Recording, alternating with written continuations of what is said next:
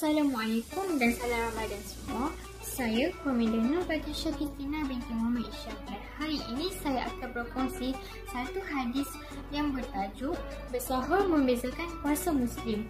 Bismillahirrahmanirrahim.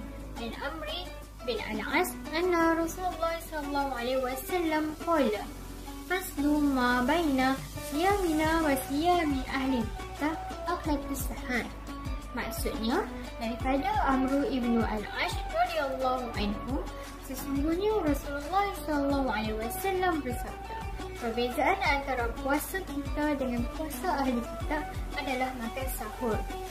Ibadah puasa yang diwajibkan ke atas umat Islam sama juga dengan ibadat puasa yang telah pun diwajibkan kepada ahli kitab, iaitu Yahudi dan Nasrani. Tetapi terdapat beberapa perbezaan. Di antaranya ialah yang pertama, umat Islam diwajibkan berpuasa setahun sekali, iaitu pada bulan Ramadan. Yang kedua, ibadat puasa kita perlu berbeza dengan ibadat puasa ahli kitab, iaitu disunatkan makan sahur sebelum masuknya waktu subuh. Selain itu, bersahurlah walaupun dengan seteguk air atau sebiji kurma. Dalam hadis lain, Rasulullah SAW bersabda, makan sahurlah kalian kerana dalam sahur itu ada keberkatan. Hadis riwayat Bukhari dan Muslim.